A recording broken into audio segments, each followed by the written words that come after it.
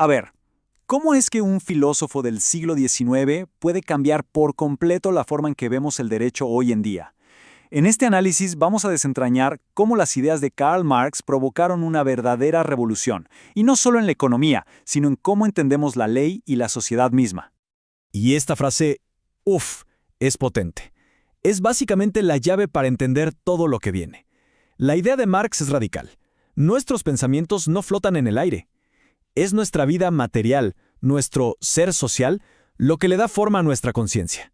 Esta es la idea central que lo va a cambiar todo. Bien, este va a ser nuestro recorrido. Vamos a empezar con esa idea de la ley como un libro perfecto, luego veremos cómo la realidad la puso en jaque y de ahí nos metemos de lleno en el diagnóstico de Marx, desde su modelo de sociedad hasta qué tan vigente sigue siendo hoy. Para entender a Marx, primero tenemos que viajar un poco en el tiempo y ver contra qué estaba reaccionando. Hablemos del formalismo. Pensemos en la Francia que sale de la Revolución. Ahí se creía que la ley podía ser un sistema perfecto, racional, todo contenido en un solo código. La corriente que dominaba era la escuela del exégesis. Y para ellos la cosa era simple. La ley escrita era todo. El código era como la Biblia jurídica. ¿Y el juez? El juez era una especie de robot que aplicaba la fórmula de la ley, pero jamás la creaba. Un sistema que parecía cerrado y perfecto. Este sistema, que nace con la Revolución Francesa, se consolida con el famoso Código Napoleónico de 1804. Pero, tras la derrota de Napoleón en Waterloo, su influencia empezó a decaer. Para mediados de siglo, la realidad social era tan compleja que ya no había forma de meterla toda en un solo código. Y bueno, ¿qué fue lo que rompió este sistema tan perfecto? Pues la realidad. Una realidad que llegó como un tren a toda velocidad y que el sistema legal no vio venir, la revolución industrial. De repente el mundo se llenó de fábricas, de jornadas de trabajo inhumanas, de contratos que de iguales no tenían nada. El código, que estaba pensado para un intercambio justo entre partes iguales, no sabía qué hacer con la tremenda asimetría que había entre el dueño de la fábrica y el obrero. La realidad simplemente había superado a la ley. Esta tensión, lógicamente, provocó lo que se conoce como la revuelta contra el formalismo. Empezaron a surgir nuevas escuelas que buscaban la fuente del derecho en otro lado, más allá del código.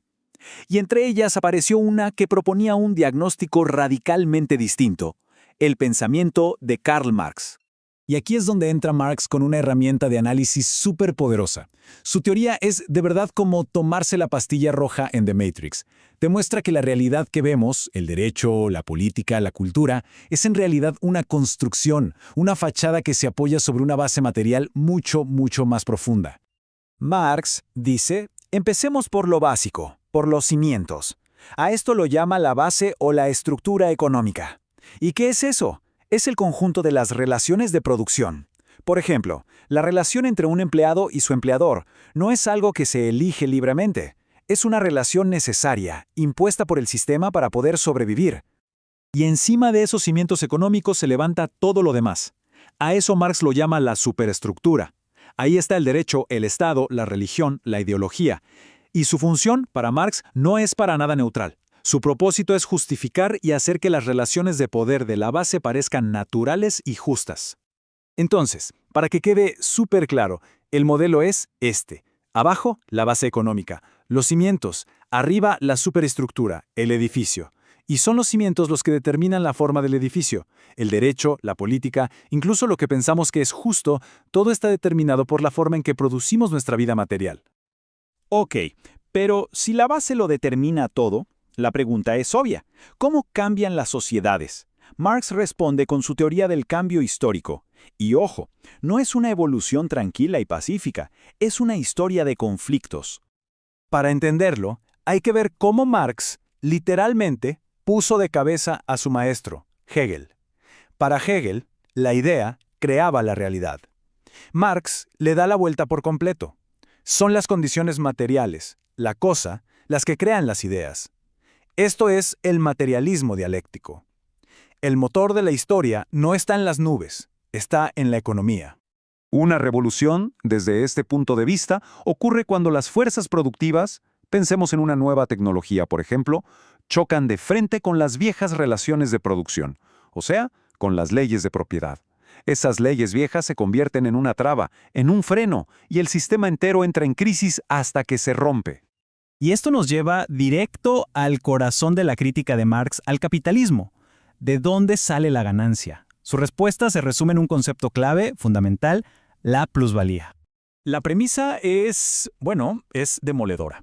El origen de todo valor y de toda ganancia en el sistema capitalista es una sola cosa: el trabajo humano. Esto se basa en su teoría del valor. El valor de un objeto, digamos una silla, no es su precio en la tienda. Es el tiempo de trabajo socialmente necesario para producirlo, o sea, la suma de las horas de todos los que participaron en su creación. Pero, ¿cómo se crea la ganancia?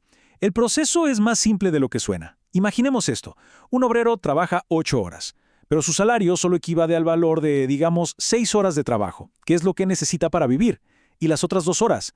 Esas 2 horas son trabajo no pagado que se convierte en plusvalía. Esa es la ganancia pura para el capitalista. Y aquí está el punto más profundo de la crítica de Marx. Lo que es crucial entender es que no se trata solo de un robo de dinero, es un robo de tiempo de vida. Bien, después de todo este recorrido, la pregunta que nos tenemos que hacer es: ¿y todo esto qué tiene que ver con nosotros hoy en día? ¿Siguen vigentes estas ideas? En resumen, si nos tenemos que llevar algo de todo esto, sería, primero, que el derecho no es neutral. Es parte de una superestructura al servicio de una base económica. Segundo, que los grandes cambios en la historia se dan por contradicciones materiales. Y tercero, que la idea de plusvalía sigue siendo una herramienta crítica para analizar la relación entre el trabajo y la ganancia. Y esto nos deja con una pregunta final, una pregunta muy del siglo XXI. En esta economía de aplicaciones, de trabajo digital, ¿se estarán generando nuevas y quizás más sutiles formas de plusvalía para las grandes plataformas tecnológicas, muchas veces sin que nos demos cuenta? La discusión, sin duda, queda abierta.